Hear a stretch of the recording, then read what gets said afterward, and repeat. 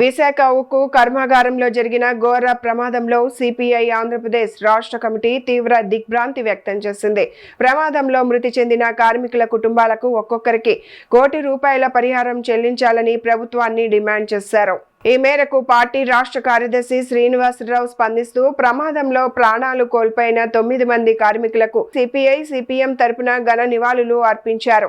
ఈ విషాద ఘటనలో అనేక మంది గాయపడటం పట్ల ఆవేదన వ్యక్తం చేశారు.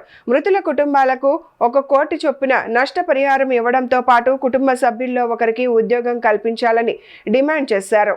ఉక్కు ఫ్యాక్టరీలో జరిగిన ప్రమాదంలో 9 మంది కార్మికులకు అక్కడే మాడి మసైపోయి చనిపోవటం పట్ల సిపిఐఎం రాష్ట్ర కమిటీ తీవ్ర విచారాన్ని సంతాపాన్ని ప్రకటిస్తున్నది.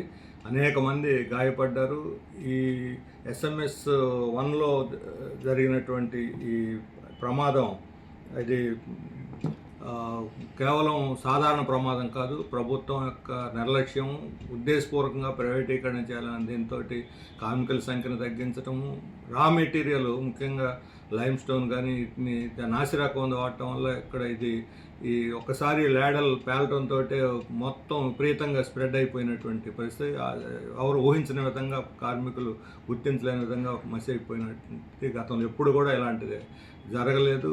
ఈ యాజమాన్య నిర్లక్ష్యం, ప్రభుత్వ ప్రైవేటీకరణ విధానాల్లో దీన్ని ఏదో రకంగా మూసేయాలి, పనికి రాకుండా చేయాలని కార్మికుల సంఖ్యని తగ్గించారు. అందులో SMS 1 ఇటువంటి చాలా ప్రమాదకరమైనటువంటి పని ప్రదేశం. ఇక్కడ మామూలు కన్నా తక్కువ గంటలు ఎక్కువ మంది కార్మికులు పనిచేయాలి. కానీ దానికి విరుద్ధంగా తక్కువ మంది కార్మికులతో ఎక్కువ గంటలు పనిచేయించడం వల్ల అక్కడ కార్మికులు కూడా ఈరోజు పని చేయలేనటువంటి ఒక పరిస్థితిని సృష్టించారు. పాత వాళ్ళను, అనుభవం ఉన్న వాళ్ళు, నైపుణ్యం కలిగిన వాళ్ళని తొలగించేసి కాంట్రాక్ట్ వర్కర్స్ని కొన్ని వేల మందిని, కొద్ది మందిని 5,000 మందిని తొలగించి 600-700 మందిని మాత్రం, అది కూడా ఏమీ తెలియని కొత్త వాళ్ళని వాళ్ళు రికమెండేషన్ల మీద వాటి మీద తీసుకొని పెట్టుకోవటం వల్ల ఇది ఆ రకమైనటువంటి నిర్లక్ష్యం జరుగుతుంది. ఈ డిపార్ట్మెంటే కాదు, మొత్తం ప్లాంట్లోనే ఈ రకమైనటువంటి పరిస్థితులు మనకి కనిపిస్తున్నాయి.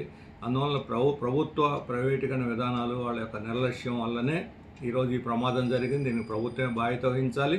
దీని మీద వివరణ ఇవ్వాలి, విచారణ జరపాలి, బాధ్యుల మీద చర్యలు తీసుకోవాలని మేము డిమాండ్ చేస్తున్నాం. ఈ చనిపోయిన కుటుంబాలన్నిటికీ వారికి ₹1,00,00,000 పరిహారం చెల్లించాలి.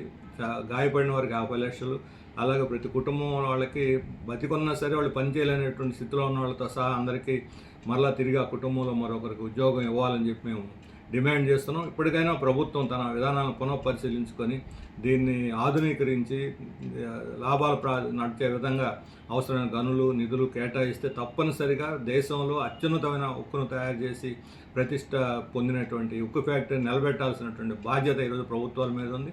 ప్రభుత్వాలు అందుకు సిద్ధపడకపోతే ప్రజలు పోరాడైనా దీన్ని సాధించుకోవాలని చెప్పి మేము ప్రజలందరూ కూడా విజ్ఞప్తి చేస్తున్నాం.